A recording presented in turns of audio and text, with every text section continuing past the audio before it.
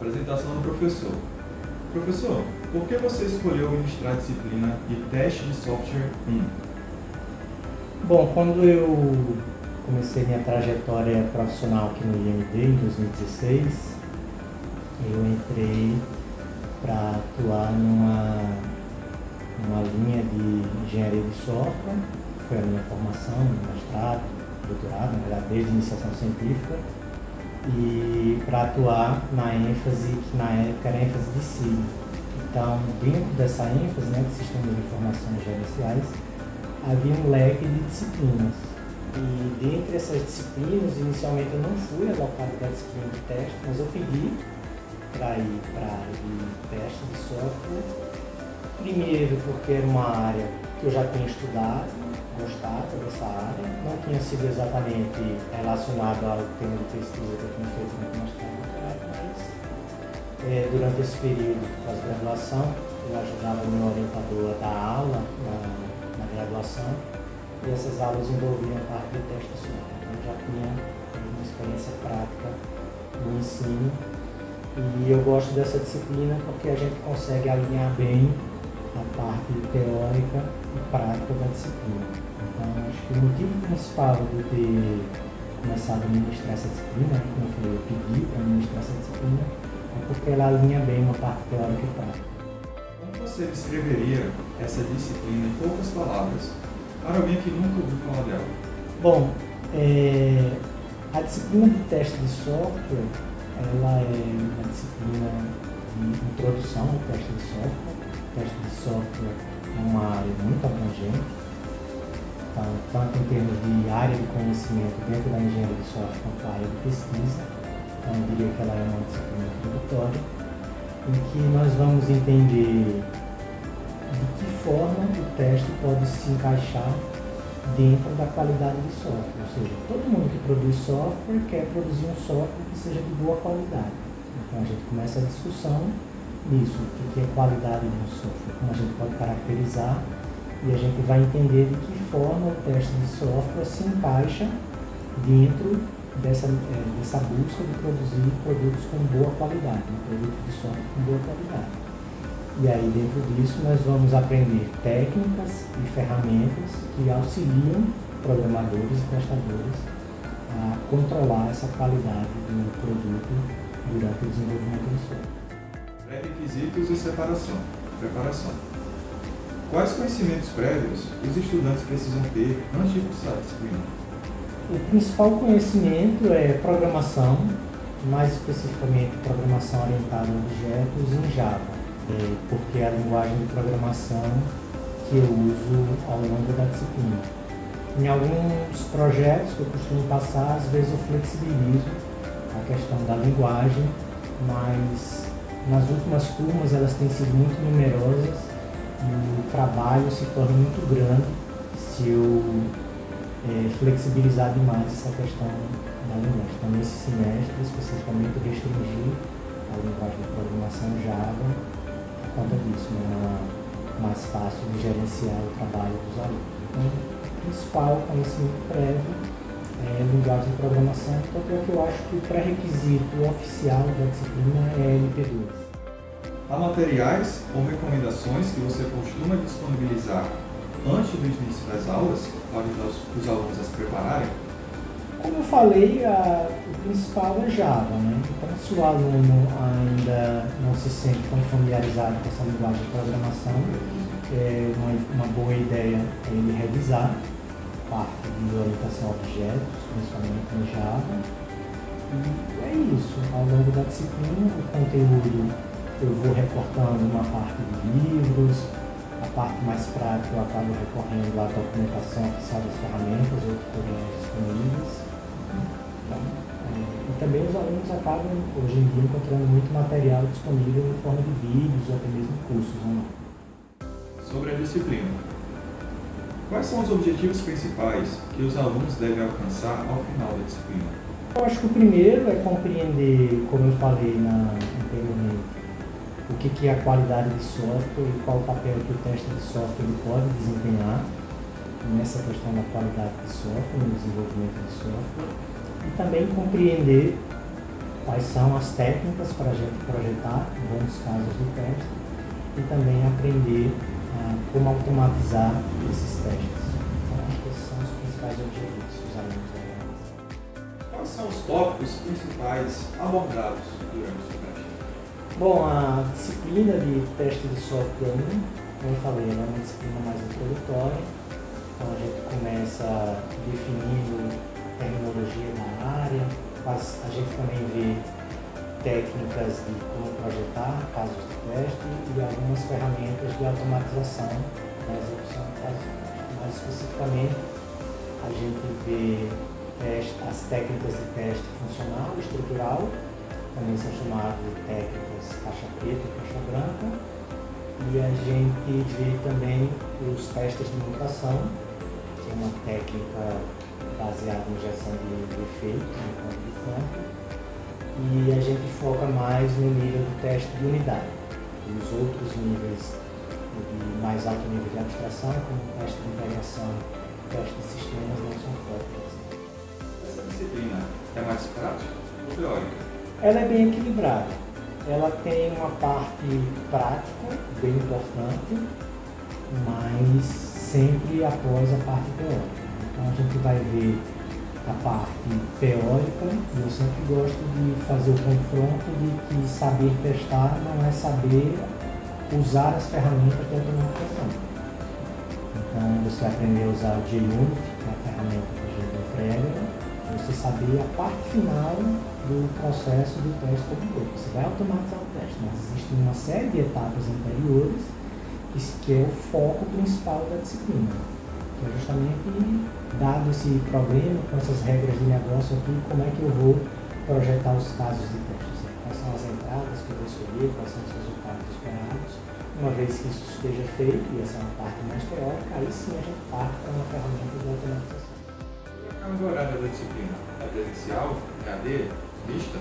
Ela é presencial, mas a partir da segunda unidade, são 3 unidades, né? Então a partir da segunda unidade eu começo a passar mais projetos práticos.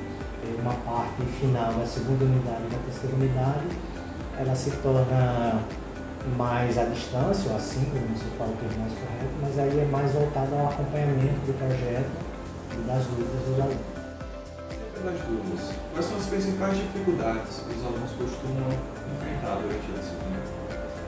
Eu acho que existe umas dúvidas mais básicas em relação à própria linguagem de programação. Então, alguns alunos chegam sem estar tão familiarizados com a linguagem, então essa é uma primeira barreira. Eu acho que existem outras dúvidas que são mais relacionadas à configuração, instalação das ferramentas e do ambiente como um todo. Depois, dúvidas relacionadas à parte teórica da disciplina, porque, como na maioria das disciplinas dentro da engenharia de software, nem sempre a gente tem a resposta correta, né? Geralmente depende do contexto. Acho que muitas dúvidas giram em torno disso, né? Os alunos procuram, assim, uma maior certeza de que o que eles estão fazendo é correto, e o que eu tento discutir com eles é que depende. Então, se você tiver um determinado contexto, isso daqui talvez seja mais apropriado. Em outro contexto de desenvolvimento, isso talvez seja mais apropriado. Vou dar um exemplo aqui. Se você está numa startup e você está com pressa para que o seu produto entre logo no ar, para que você possa ganhar dos usuários primeiro do seu concorrente, é um contexto totalmente diferente do que você está trabalhando com um sistema crítico, como um controlador de voo, ou dentro de uma organização governamental, que talvez seja mais burocrática. Então, as respostas vão depender muito desse contexto. Quais são as perguntas mais comuns que os alunos fazem durante as aulas? Como eu falei, são mais dúvidas relacionadas inicialmente, no começo da disciplina, a questão da terminologia, porque o público-alvo tem sido muitos alunos que já trabalham com desenvolvimento de software, então eles estão acostumados a um vocabulário comum no dia a dia, e quando a gente parte para uma disciplina, que é algo mais formal, a gente se baseia numa terminologia que vem de uma literatura. Então, muitas vezes, um termo que a gente usa no nosso dia a dia, ele não tem a mesma definição que a literatura. Então, acho que existe, inicialmente, essa adaptação, até se acostumar à terminologia, e aí depois é mesmo relacionado à parte teórica e algumas dúvidas práticas de como utilizar a ferramenta. E também surgem dúvidas, como eu falei, dos alunos que já trabalham e tem dúvidas relacionadas a como eles podem aplicar ou adaptar aquilo que a gente está vendo em sala de aula ao contexto prático onde eles trabalham. Avaliações e provas. Professor, como você já falou, a maioria da sua disciplina é feita através de projetos. Então talvez fique repetitivo, mas qualquer coisa a gente ajeita, certo? Existe algum processo específico para a elaboração dos projetos ou das provas?